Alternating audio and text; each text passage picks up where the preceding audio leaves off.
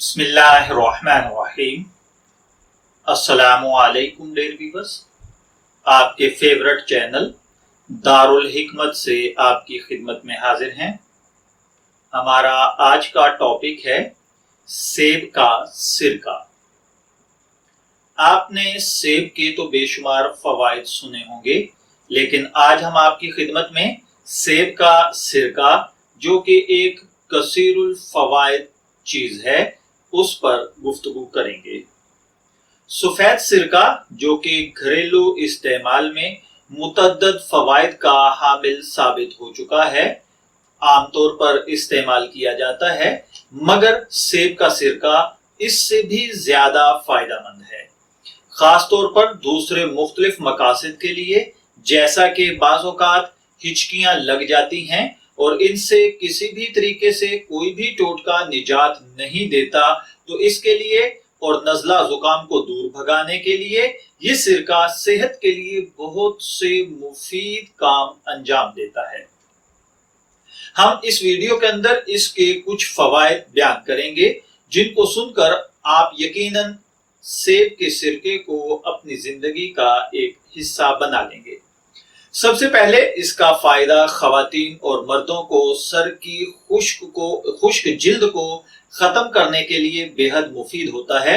जैसा कि मौसम सरमा में सर के अंदर खुश्की पैदा हो जाती है, इस सिरके की तेजाबियत सर की सतह में तब्दीलियां लाकर खुश्की को दूर करती है। इसके लिए आप ऐसा कीजिए कि चौथाई कप सेब के सिरके को चौथाई कप पानी में मिलाकर किसी स्प्रे वाली बोतल, यानी जो शावर टाइप बोतल्स होती हैं, उनमें डाल लें। फिर अपने सर पर इसका छिड़काव करें। इसके बाद अपने सर पर तौलिया लपेटें और 15 मिनट से 1 घंटे तक के लिए बैठ जाएं और फिर बालों को धो लें।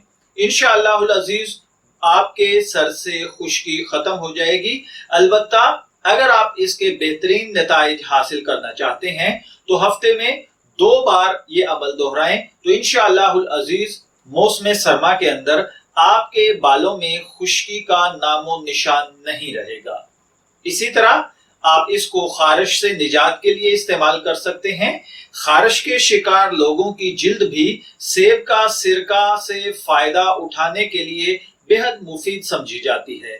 सिरके के चंद कतरे रुई पर टपकाएं और उसे खारिश वाले मुतासरा हिस्से पर रख दें। इसमें मौजूद अज्जा खारिश ज़दा जिल्द को सुकून पहुंचाने में आपके मुआवन और मददगार साबित होंगे। इसी तरह अगर हिचकियां किसी तरह भी रुक न रही हों तो 1 चाय का चम्मच सेब का सिरका पी लें। इसका खट्टा जायका हिचकियों को रोक देगा। दर हकीकत ये सिरका उन असबी खुलियों को रोक देता है जो हिचकियों का बायस बनते हैं। इसी तरह अगर आपको सीने में जलन है, मैदे में तेजाबियत की शिकायत है, तो 2 चाय के चम्मच सेब के सिरके को 1 गिलास पानी में मिलाएं और खाने के दौरान पी लें। सेब का सिरका मैदे की तेजाबियत को कम करता है, जबकि ग़िज़ाई नाली को मैदे में तेजाबियत बढ़ाने के असर से बचाता है। इसी तरह सेब का सिरका पैरों के नाखून की फंगस से निजात के लिए भी एक मकबूल टोटके की हैसियत रखता है और ये इसके लिए यकसा मुफीद है।